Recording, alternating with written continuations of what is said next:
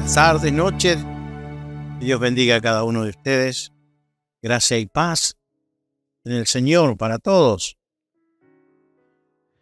Quiero compartir una palabra con todos ustedes. ¿Por qué la iglesia primitiva tenía tanto éxito en lo que hacía? ¿Cómo ellos podían llegar a todo lugar y hablar del Señor a todas las personas? Se dice que ellos, en un corto tiempo, llenaron toda la ciudad de Jerusalén con la predicación del Evangelio.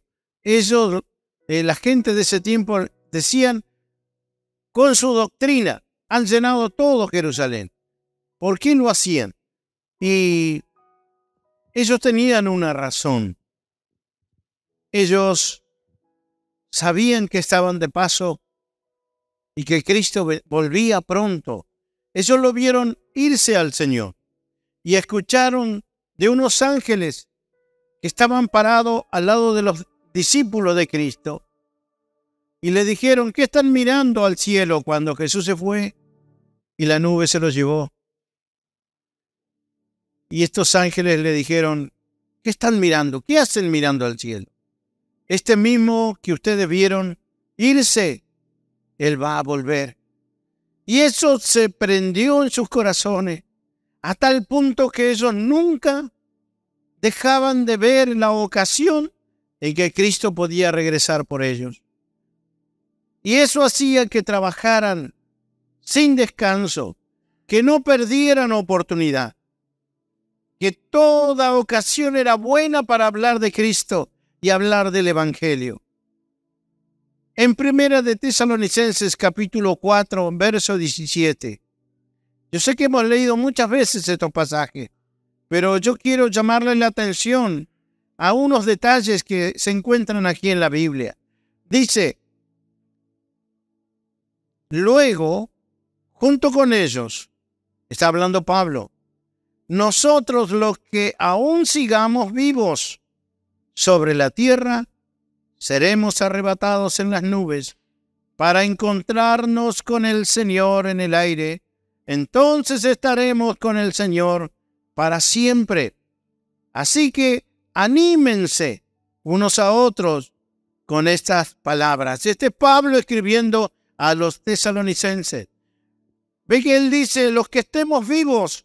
En ningún momento él consideraba que iba a morir. Él veía la chance de que iba a estar vivo y presenciando el retorno del Señor. Tal vez ellos no les entraba en la cabeza que iban a pasar 2000 años hasta que eso sucediera. Y aún estamos aquí, la iglesia de Cristo, esperando el retorno del Señor. Y eso es lo que nos mueve, queridos, porque sabemos que Él puede venir en cualquier momento. Como la iglesia de ese tiempo lo esperaba siempre al Señor, así nosotros no pasará un día que no pensemos: puede ser hoy. Hoy puede ser que venga nuestro amado Señor. ¿Y a qué vamos al cielo? ¿A qué nos va a venir a buscar? Dice la Biblia que nosotros somos la novia de Cristo. Vamos a una boda. Es la boda con el Hijo de Dios, el Hijo del Rey de Reyes y Señor de Señores. Y también, por ejemplo, Pablo le escribe en esa misma ocasión a los de Filipo, una ciudad que estaba a la orilla de un río. Esta ciudad la conocemos en la Biblia porque allí había una cárcel, una fortaleza que era una fortaleza romana, y había un carcelero al cual se le encomienda guardar a 2 presos dentro de la cárcel y le dice: ponelos en la cárcel, en la celda de más adentro y custódialos con tu vida, porque si se escapan, dice, tienes que responder con tu vida. Entonces él no se jugó, los puso al fondo de la cárcel. Y no solamente los encerró, sino los puso en un cepo de madera. Después de haberlos azotado, él se hizo cargo de estos 2 reos de estos presos y los metió al fondo, los puso el cepo en los pies y en las manos. Estos cepos hacían que ellos no se pudieran mover. Y en la mitad de la noche, estos dos presos cantaban y adoraban a Dios. Porque quizás pensaba, el Señor puede venir y nos va a encontrar así como estamos. Y nuestra esperanza de gloria es Cristo volviendo. Y si nos tenemos que ir así como estamos, gloria al Señor. Comenzaron a cantar. Y tal vez sus voces estaban quebradas por el dolor. Dice la Biblia y registra que todos los demás presos en las otras celdas los escuchaban. Este era Pablo el apóstol y Silas, un hermano en Cristo, el cual lo había ganado Pablo al compartirle el plan misterioso de salvación, el evangelio del Señor. Silas con su esposa Priscila reaccionaron al evangelio y se convirtieron al Señor. Silas acompañaba a Pablo y en esta oportunidad, cayó preso junto con Pablo, pero estaban allí ellos dos cantando. Y dice que de pronto vino un gran terremoto a la cárcel, que temblaron hasta los cimientos y se cayeron las cadenas de todos los presos. Y el cepo ese que le habían puesto a ellos se liberó y se abrió. Y las puertas se abrieron de par en par de la celda. Cuando le avisaron al carcelero, él vino corriendo y cuando vio la cárcel prácticamente violada, todo abierto, no había reja, no había nada, él dijo, me van a matar. Sacó su espada y se iba a matar solo antes que lo agarren los magistrados. Y Pablo le gritó desde el interior, no te hagas daño, porque estamos todos acá. Él entró. Dice la palabra que entró él temblando y cuando los vio que y supo que era por esos dos. Esos dos habían provocado todo esto y Dios estaba con ellos. Entonces les dice, varones, ¿qué tengo que hacer para ser salvo? El apóstol Pablo le dijo, cree tú y serás salvo tú y toda tu casa. Ese carcelero así en medio de la noche lo sacó a ellos dos, les lavó las heridas. Y ellos le presentaron el plan de salvación esa noche. Vio que estaban siempre muy dispuestos. El apóstol Pablo dice, oren por mí para que cada vez que yo pueda hacerlo, lo haga con sabiduría y sea claro para explicar el plan de salvación, que es el evangelio verdadero de Cristo. Allí en esa noche le presentaron el plan al carcelero y se salvó él y toda su casa. Allí nacieron de nuevo, dice la Biblia, porque enseguida él se bautizó junto a toda su familia. Esa familia nació otra vez, porque ellos decían, no importa el sufrimiento, porque el Señor vuelve y tenemos que hacer esto hasta que Él regrese por nosotros. Entonces, a los filipenses, en el capítulo 3, a partir del verso 20 y 21, Pablo les dice, en cambio nosotros somos ciudadanos del cielo, donde vive el Señor Jesucristo, y esperamos con mucho anhelo que Él regrese como nuestro Salvador. Él nos dice, esperamos con mucho anhelo cuando Él regresará, que regrese. Están esperando en ese momento, ¿se dan cuenta? Ellos no se ven muriendo y que el Señor regresará en el futuro. Ellos creen que es el tiempo del retorno del Señor. Verso 21, Él tomará nuestro débil cuerpo mortal y lo transformará en un cuerpo glorioso igual al de Él. Lo hará valiéndose del mismo poder que pondrá todas las cosas bajo su dominio. Este es Pablo escribiendo a los filipenses, a los hermanos que tal vez se desprendieron y fueron escuchando el plan. ¿Y quién era el predicador?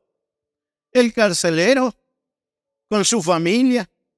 Ellos comenzaron a compartirle la comunidad y de pronto el carcelero, un hombre bruto, hostil, quizás no tenía muchos amigos, ahora habla de Cristo porque él sabe que pronto viene el Señor y él es parte y va a ir a las bodas del Cordero.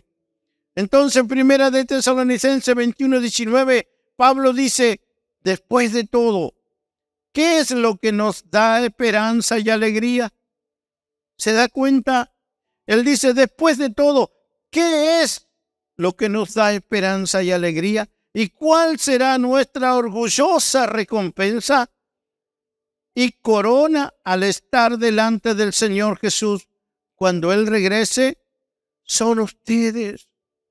Por eso ellos no se callaban, porque dices, ¿cuál será mi recompensa? Son ustedes los que han oído el plan, los que han oído el Evangelio y han aceptado a Cristo. Ustedes son mi recompensa cuando Cristo regrese. ¿A cuánto le hemos hablado?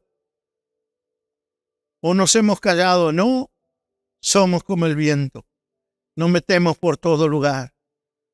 Y no nos hemos callado, vive Dios que no.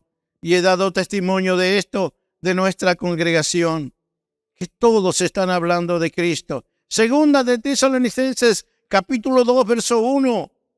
Dice, ahora, amados hermanos, aclaremos algunos aspectos sobre la venida de nuestro Señor Jesucristo y cómo seremos reunidos para encontrarnos con Él. Esto le está hablando a los tesalonicenses en una segunda carta, porque ellos les llegó el comentario que Cristo ya había venido y ellos se habían quedado. Entonces Pablo tiene que volver a escribirles otra carta y a decirle, no muchachos, pongamos atención. Y les dio unas instrucciones de acuerdo. Ellos era una fija, como decimos. Su pensamiento siempre estaba en el retorno de Jesús. Por eso ellos se mantenían ocupados. Miren lo que dice en 1 Corintios, capítulo 15, versos 51 y 52. Dice, pero permítanme revelarles un secreto maravilloso. No todos moriremos. ¿Se da cuenta? ¿Se da cuenta lo que piensa Pablo? Y está convencido de esto. Dice, no todos moriremos, pero todos seremos transformados. Sucederá en un instante, en un abrir y cerrar de ojos, cuando se toque la trompeta final. Pues cuando suene la trompeta, los que hayan muerto resucitarán para vivir por siempre. Y nosotros, ¿ve cómo él se mira? Nosotros, los que estemos vivos, también seremos transformados. Siempre hablando de Cristo y su retorno. Ellos no se ven como alguien que muere y después, muchos siglos después, el Señor va a retornar. Eso los mantenía vivos. Eso era como una luz al final del túnel. Muchos eran perseguidos. Muchos eran muertos, sacrificados por el Imperio Romano. Pero su norte era Cristo vuelve. Cristo vuelve. Y para ellos era todo. Y aunque tengamos que sufrir, pero el Señor ya viene. El Señor ya viene. Eso era lo que ellos decían. Y la iglesia primitiva logró predicar la palabra en todo lugar. Porque era la motivación. El norte era su llamado. Cristo vuelve. Y esa era la esperanza de gloria. Pero en este tiempo hemos perdido el norte, la iglesia. No digo de nosotros, porque es algo de lo que estamos enseñando. Pero la iglesia ha perdido el norte.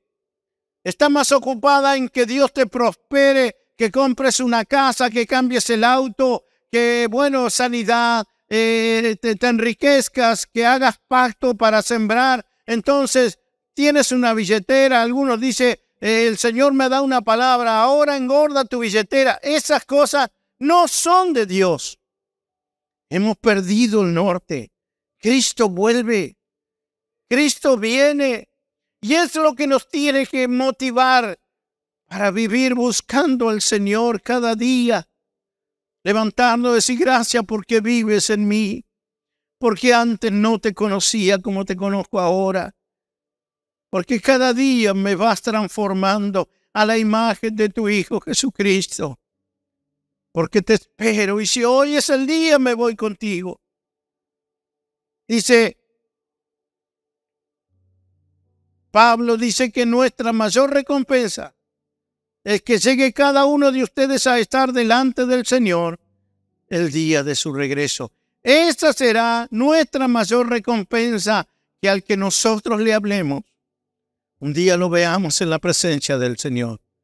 Eso será el gozo más grande. El Señor dirá: venid benditos de mi Padre. En lo poco han sido fiel, sobre mucho los voy a poner. Ellos sufrían una persecución, pero no era solo mental, era física. Hoy estuve mirando, hay una película muy famosa, está en YouTube.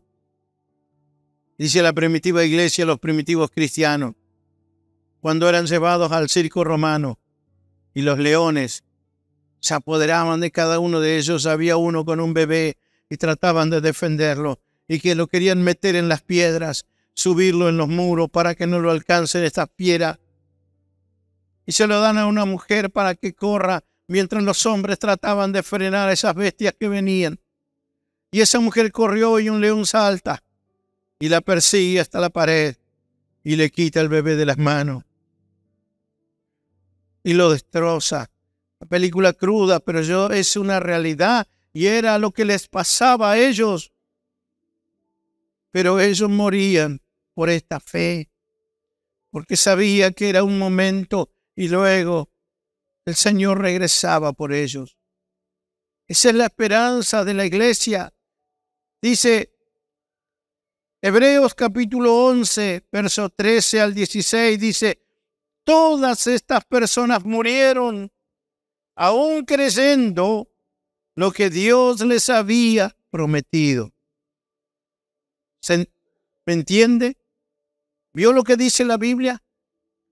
Y aunque no recibieron lo prometido, lo vieron desde lejos por la fe y lo aceptaron con gusto. Coincidieron en que eran extranjeros y nómades aquí en este mundo. Ellos coincidían de que no eran de esta tierra, que eran pasajeros. Es obvio que quienes se expresan así esperan tener su propio país. Si hubieran añorado el país del que salieron, bien podrían haber vuelto. ¿Se da cuenta? Si ellos hubieran tenido su mente, como muchos de nosotros, en el trabajo, que no está mal trabajar, pero es poder hacer esto, hacer lo otro, hacer aquello, dejar de lado a Dios porque ahora estoy ocupado en mi carrera, en mi deporte, en lo que hago. Si ellos hubieran vivido así, bien podrían haber vuelto a lo que ellos amaban.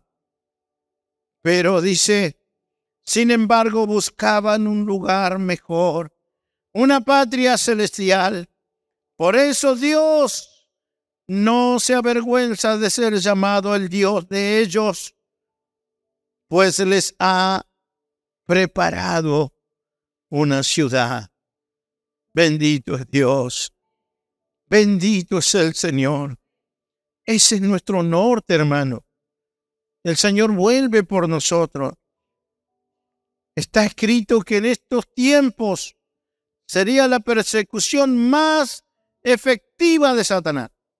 En ese tiempo, los demonios, el diablo y sus demonios perseguían a los cristianos y ellos se hacían cada vez más fuertes, morían por su fe y no los pudieron aplastar ni apagar la llama que tenían adentro porque esperaban a Cristo. En ese tiempo ellos lo esperaban. Pero la Biblia registra que en estos días la última persecución de Satanás sería la más efectiva para apartarnos de nuestro norte, que es el regreso de Cristo. un tiempo moderno de los derechos humanos y de la democracia. Apocalipsis capítulo 3, verso 14 al 16. Dice, escribe esta carta al ángel de la iglesia de Laodicea. Este es el mensaje de aquel que es el Amén, el testigo fiel y verdadero, el principio de la nueva creación de Dios. Yo sé que todo lo que haces, que no eres ni frío ni caliente, como quisiera que fueres lo uno o lo otro, pero ya que eres tibio, ni frío ni caliente, te escupiré de mi boca. ¿Sabe quién es Laodicea? La última iglesia. No vuelve a aparecer la palabra iglesia en la Biblia. Esta es la última iglesia, Laodicea. ¿Y sabe qué significa Laodicea? Es nombre de mujer, Laodicea, pero significa derechos del pueblo o democracia. Nunca en la historia de la humanidad se vivió un tiempo como este, donde hay derechos humanos. Ustedes en la historia, los que han leído, los que han ido a la universidad, han encontrado que en algún lugar, solamente en Grecia, hace muchos cientos de años, empezó ese movimiento con los sabios griegos, pero no cundió mucho, no se esparció. O sea que habían tiranos, habían hombres, había una monarquía, habían reyes y luego vinieron presidentes que se hicieron dueños de sus pueblos, pero nunca existió un grupo que se llame derechos humanos, como lo hay hoy, que en realidad muchas veces no falla hacia los derechos humanos, sino a los intereses de los hombres poderosos. Pero está hoy en día, dice el derecho por los niños, la UNICEF, pero son los que apoyan el aborto. O sea, es como una fachada de Satanás, pero estamos viviendo en esos tiempos de los derechos humanos y democracia. Aún los musulmanes están votando en las urnas para elegir presidente y luego son aplastados bajo régimen de tiranos. Pero la fachada de la democracia sí está. Pero nada es lo que realmente pretenden predicar con la democracia. Pero era el tiempo de la última iglesia. Era el tiempo de los últimos cristianos que vivirían en esta tierra. El último periodo de la iglesia de Cristo, desde la cruz hasta el rapto de la iglesia, lo que estamos esperando. Y el Señor encuentra a esta iglesia una iglesia tibia. Y tibia, algo tibio es una mezcla. Son mezclas. Es lo frío con lo caliente. Produce algo tibio. Pero cuando Dios habla de la tibieza, está hablando de mezclas. No estamos realmente siguiendo el Evangelio de Cristo para nacer de nuevo y ser nuevas criaturas, sino hay una mezcla de superación personal con querer agradar a Dios y estar quizás enfocados en algo un poquito más elevado. Y bueno, y si el Señor viene, que tenga misericordia y nos lleve. He escuchado predicadores que dicen, el Señor viene, ¿cómo estás? Prepárate, porque ya vuelve el Señor. No, cuando yo nazco de nuevo, ya fui señalado para salvación. Ya fui comprado a precio de sangre y fui salvo una vez y para siempre. No hay manera que pueda quedar fuera de la gracia del Señor. No hay nada que pueda hacer para que quede fuera de la gracia de Dios. Cuando Él me salvó y yo nací de nuevo, me hizo su hijo, me perdonó, me hizo libre de condenación, me dio un nombre nuevo y soy su hijo. Eso es lo que sucede cuando nazco de nuevo. Es por eso que esperamos al Señor. No tenemos que calificar para irnos con Él, porque ya Él calificó por nosotros y cambió su justicia por mi pecado. Él me vistió de su justicia. Y Él se vistió de mi pecado y fue a la cruz y canceló toda deuda que yo tenía. ¿Entendemos eso? Yo sé que lo estamos entendiendo y que cada vez se nos hace más fuerte este concepto de que somos nuevas criaturas, hijos de Dios. Este es el evangelio que se predica aquí. Somos nuevas criaturas. ¿Y cómo se produce? Alguien dijo, no tiene nada que ver. El Espíritu Santo es lo que te hace nacer de nuevo, no el bautismo. El Espíritu Santo tiene una obra regeneradora, santificadora, te guía a toda verdad y a toda justicia, pero solo puedes nacer de nuevo del agua y del Espíritu. Solamente por medio del bautismo en agua son sepultados tus pecados y puedes nacer a una vida nueva. Muchas veces se ha dicho que el bautismo es algo externo de algo que te está pasando por dentro. Es un símbolo y no es un símbolo, es un nuevo nacimiento. La palabra del Señor dice que al nacer de nuevo somos hijos de Dios. Por lo tanto, esperamos a Cristo cuando Él vuelva por nosotros. Una sociedad moderna vivimos en este tiempo donde cada uno cree que puede hacer lo que quiere. Hoy se toman las calles, se hablan a un micrófono de un noticiero y ellos saben que eso va a llegar y se va a ver por las redes y aún el mismo presidente y el gobierno lo va a escuchar. Y uno larga la lengua y dicen que es incorrupto, esto, lo otro, porque saben que los derechos como ciudadanos le permiten decir lo que se le antoje. No siempre fue así. Yo viví en el tiempo de los militares solamente por decir que tal vez pertenecía a un sindicato, era llamado subversivo y podía desaparecer de la noche a la mañana, como vi mucha gente que desapareció. Pero hoy están los derechos. Hoy puede cualquiera plantarse en una plaza y gritar y decir lo que piensa. Porque este es el último tiempo de la iglesia. Es la peor persecución, es la persecución de la comodidad.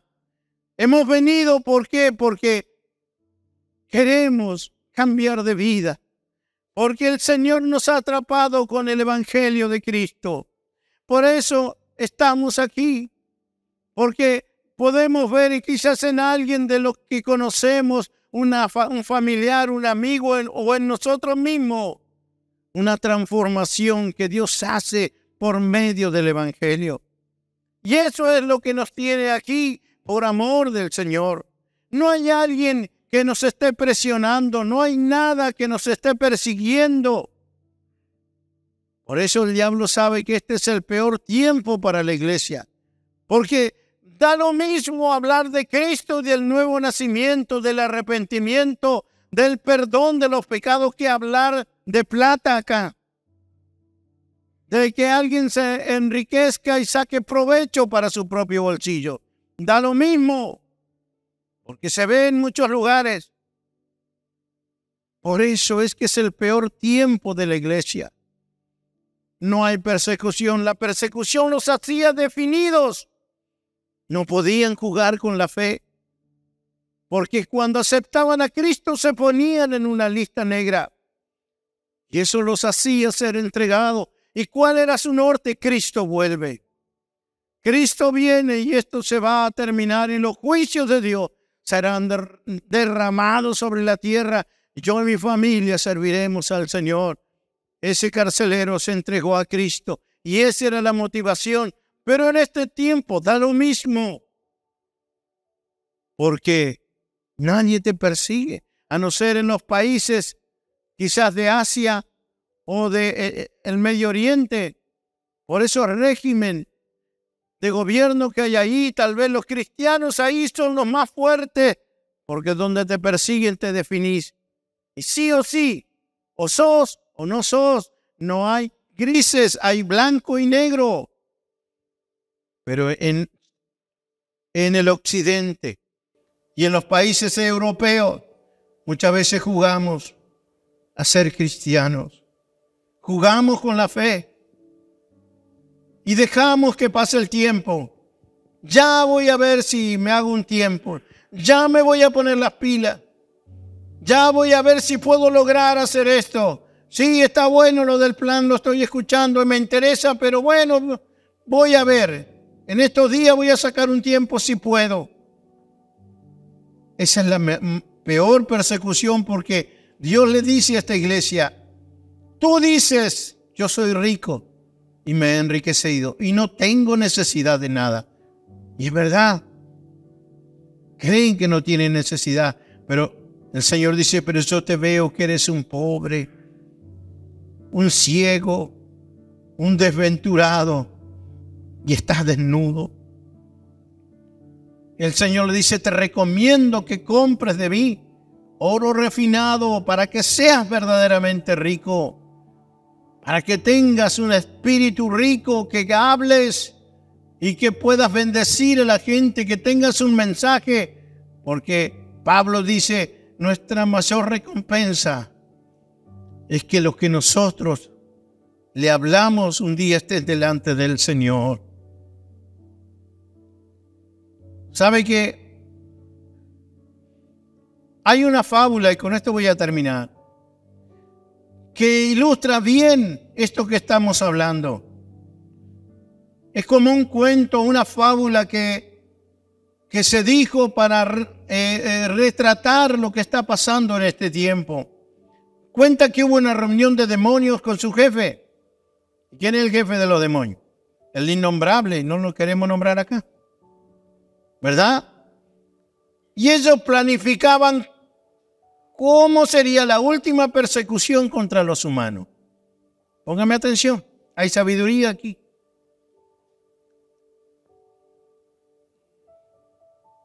Para que no escuchen el Evangelio de Cristo. Eso estaban planificando así. Dice: los vamos a perseguir. El jefe, el diablo, le dijo: no, ya lo probamos. Cada vez se agarran más de su fe. No sirve eso. Un demonio pidió la palabra y sugirió decirle a la gente que Dios no existía. ¿No es eso lo que han querido transmitir algunos? Vamos a decirle a la gente que Dios no existe. El ateísmo, el comunismo y tantos otros corrientes de pensamiento y que se han hecho gobierno negando la existencia de Dios. En las universidades, la filosofía, negaron la existencia de Dios.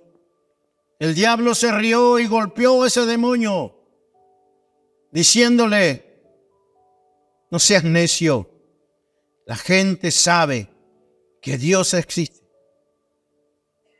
No sirvió la idea de ese. Claro que Dios existe y la gente lo sabe.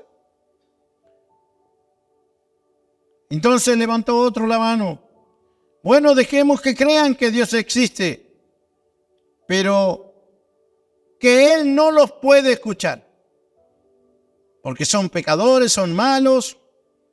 Dios no los puede escuchar. Él es muy santo para escucharlo. El diablo pensó, rascó la cabeza, dijo: no, la gente sabe que Dios existe y también sabe que Él es amoroso, y cuando alguien se arrepiente de corazón, Él lo escucha. No nos va a funcionar eso. Entonces, otro demonio viejo que estaba en un rincón dijo: bueno, está bien, dejemos que la gente crea que Dios existe. Y también, bueno, dejemos que piensen que Dios los escucha si se arrepienten. Pero hagámosle creer que tienen mucho tiempo, que les queda mucho tiempo. El diablo chilló y se rió, se frotó las manos y dijo: eso Eso es un buen plan. Esa es una buena estrategia. Y eso es lo que hace el diablo. Él le hace creer a la gente que Dios existe, que Dios los escucha, pero que hay tiempo. Eso era lo que movía a la primitiva iglesia. Ellos todos los días esperaban al Señor. Pero la gente y la iglesia de este tiempo cree que en el verano nos vamos a bautizar. En el verano vamos a hacer un campamento, vamos a hacer una campaña y ahí vamos a predicar. Ahora para el año que viene voy a empezar el seminario y ahí me voy a preparar. Todavía me queda este tiempo, estoy con mi pareja, quiero ver qué resulta de esto y si no, bueno, con un tiempo más veo y le voy a pedir a Dios qué va a hacer de mi vida y bueno, voy a decidir. Eso es lo que pasa. El mundo cree que tiene tiempo. Pero el Señor dice, yo estoy a la puerta. En ese mismo pasaje dice, yo estoy a la puerta. Y llamo. Si alguno oye mi voz, yo voy a entrar a Él y voy a cenar con Él. Y Él va a cenar conmigo. Si usted lee las cartas del Apocalipsis a las distintas iglesias, a una le dijo, cuida tu candelero porque vendré pronto a ti y te voy a quitar el candelero de tu lugar. Y así a las distintas iglesias les iba diciendo, bueno, una cosa tienes, que tal vez no toleras la doctrina de los nicolaitas, pero bueno, mantente firme para que nadie toque tu corona porque vendré pronto a ti. Y siempre dice, vendré pronto, voy a venir pronto, ya estoy viniendo. Pero cuando llega a esta iglesia de la Odisea, dice, estoy a la puerta. Ya llegué. Si alguien viene a su casa y le dice, estoy saliendo, ya vamos en camino. Usted sabe que ya está viniendo. Y si algo tiene que acomodar, sacar o ordenar un poco porque viene esta familia, pronto dice, ya estamos acá a pocas cuadras. Bueno, comienza a hacer los últimos detalles y si falta pan, falta alguna cosa, comienza sabe que tiene unos minutos para ir a comprar y reponer y tener todo listo para no hacerlo cuando llegue la visita. De pronto suena el celular y dice, che, ya entramos al barrio, mandame la ubicación porque estamos cerquita. ¿Quién le está diciendo eso? Que ya están cerca, pero que no llegó. Y si escucho una bocina, pip, pip, pip, pip, y entra un mensaje, estamos acá afuera. Ya llegó. A esta iglesia, la iglesia de la Odisea, los primitivos cristianos pensaban que ya venía en ese tiempo. Pero esta iglesia de estos tiempos, nosotros, el Señor dice, yo estoy a la puerta y te estoy llamando. Ya llegué, ya vine, estamos en el tiempo en que ya regreso y ya estoy aquí. No hay más tiempo. Estamos en los días en que cualquier momento se apaga la luz del mundo. ¿Quién es la luz del mundo? Cristo. Y nosotros somos la luz del mundo. Pero muchos creen que hay tiempo. Dejamos para después, porque esa es la persecución que Satanás ha levantado en este tiempo. Déjalos que estén convencidos que Dios es real, que Dios los escucha. Si están pasando una crisis, Dios les va a responder. Pero hagámosle creer que todavía no es el tiempo, que queda mucho tiempo por delante. Estamos en los días finales. Si hemos venido y estamos aquí es porque Dios te ama tanto. ¿Cómo te ama el Señor?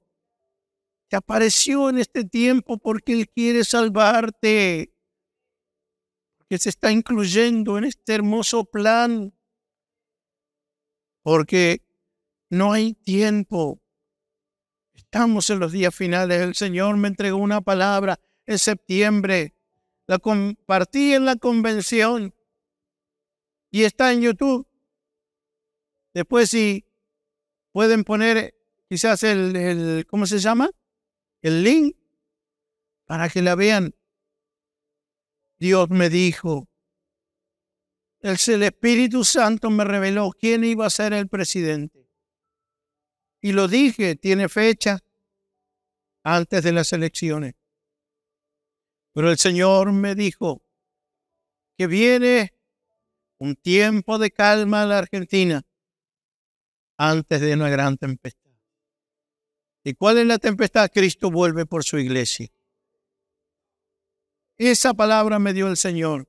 Calma antes de la tormenta. Y que este presidente, el que está ahora, aunque a muchos no le gusten y no estén de acuerdo, este hombre va a posicionar a la Argentina en los primeros fueros del mundo. Me lo dijo el Señor. En septiembre lo prediqué allí en nuestra casita vieja. Y después fui a una convención y me dijeron, pastor, ¿puede predicar? El lema de la conferencia es, Cristo viene ya. ¿Tiene usted alguna prédica? Sí, ya la compartí en mi casa. Si ustedes me dejan, la predico ahí. Y quedó en YouTube. Todavía no pasaban las elecciones. Sucedieron las primeras elecciones y salió como esperaba. Yo dije, gracias, Señor, porque realmente me hablaste. Llegaron las segundas elecciones que eran el balotaje y perdió. Yo me amargué mucho, le dije, Señor, ¿y cómo es esto? ¿Por qué me hiciste decir esto, Señor, si no era así? El otro candidato sacó mucha ventaja.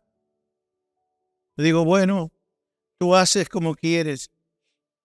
Todo hombre sea mentiroso, dice la Biblia, pero Dios sea veraz. Señor, si alguien ha mentido, he sido yo, no tú.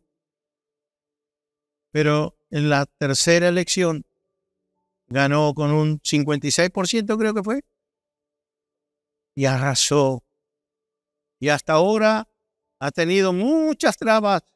El Señor me dijo que viene al principio un derramamiento de sangre. No lo hemos visto todavía.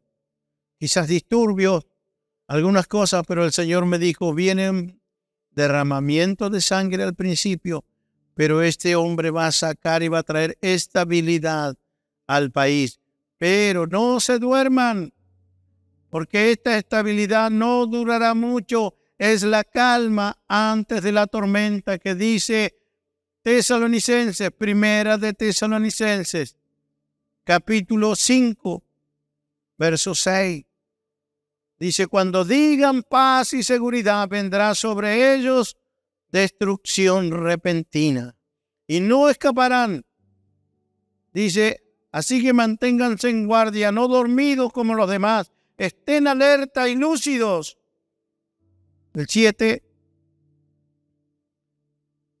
Es en la noche cuando la gente duerme y los bebedores se emborrachan. El 8. Pero los que vivimos en la luz, estemos lúcidos, protegidos por la armadura de la fe y el amor, y usemos por casco la confianza de nuestra salvación. El Señor viene como ladrón en la noche. Será en un abrir y cerrar de ojos. El Señor vuelve por su iglesia. Este es el motivo. Este es nuestro norte. Esta es la luz. Y termino con esto. ¿Sabe? Ellos usaban una palabra, los primitivos cristianos. Y así se saludaban. Cuando ellos llegaban a algún lugar se saludaban porque también la usaban como contraseña. Y si alguien la sabía era porque era hijo de Dios. Y si alguno no la entendía era porque no pertenecía al cuerpo de Cristo. Estaban siendo perseguidos. Entonces esta palabra era una palabra aramea. Era el lenguaje que hablaba Jesús. Pablo la usa en 1 Corintios 16, 22. En la NBI aparece esta palabra traducida como la hablaban ellos. ¿Y sabe cuál era? Maranatá. Maranatá significa el Señor vuelve. Así se saludaban ellos. Cuando se saludaban, se abrazaban, decían Maranatá. Tal vez no se volverían a ver en esta vida, porque eran perseguidos. Se saludaban y se despedían, se abrazaban y se decían Maranatá. Y el otro decía, Maranata, amado hermano. El Señor vuelve. Esa es nuestra esperanza. Por eso nos mantenemos firmes. Aunque no te vuelva a ver, Maranata. Bendito Dios. Maranata. Era el saludo de la primitiva iglesia. Nosotros tenemos que recuperar esto. Tenemos que recuperar ese norte que tenía la primitiva iglesia, aunque ellos caminaron sin verlo. Pero nosotros estamos en el tiempo en que veremos a Cristo regresar por nosotros. Maranata, Cristo viene. El Señor vuelve. Bendito es Dios. Levante su, no le voy a decir que levante su mano, cierre sus ojitos y oramos al Señor.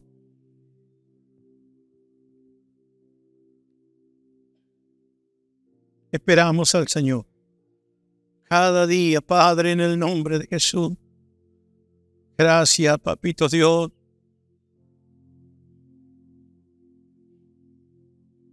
Gracias porque me dejaste, Señor, un domingo más compartirle a mis hermanos. No sabemos en qué hora, en qué momento tú regresas por tu iglesia. Papá, pero te esperamos. La iglesia dice, si ven, Señor Jesús. Jesús dice, aquí yo vengo pronto. Si ven, Señor Jesús. Así termina la Biblia. Si ven, Señor. Te esperamos, Señor. Todo lo que vivimos, todo lo que pasamos y aún lo que hemos dejado, lo hemos dejado por ti porque tenemos la esperanza que tú nos vuelves a buscar. Y somos parte de tu novia. Cuando nos bautizamos, nos prometemos contigo. Y en ese compromiso, Señor, somos parte de la novia, del Hijo de Dios, del Cordero e Hijo de Dios. Señor, que Maranata se haga parte de nosotros, su concepto, su significado. Señor, la visión y el norte que tengamos a partir de hoy, sea el Señor vuelve. Cristo viene. Te esperamos, Señor. No importa lo que estoy pasando. Solo me alienta la esperanza de volver a verte, Señor, y de irme contigo. Y como decía Pablo, mi mayor gozo y mi mayor recompensa es ver a aquellos que yo le hablé de Cristo delante del Señor cuando Él regrese. Padre, ellos miraban ese tiempo que tú ibas a regresar. Nunca encontramos en las Escrituras que ellos hablan del futuro. Ellos lo hablan como presente. Ellos te esperaban, Señor, y eso los motivaba a vivir en una búsqueda constante en santidad. Si nosotros en este tiempo entendamos que sí vivimos en los días finales y que no hay tiempo. No hay tiempo. Cristo viene ya. Gracias, Papito Dios. Si hoy hay alguien aquí que está indeciso, Señor, háblale al corazón para que nazca de nuevo y su nombre quede anotado, Señor, en ese libro de los salvados. Padre, bendecimos tu nombre y gracias te damos por nuestra salvación, que se ha hecho una vez y para siempre. Amén. Amén. Maranata, el Señor vuelve. Gracia y paz para todos. Amén.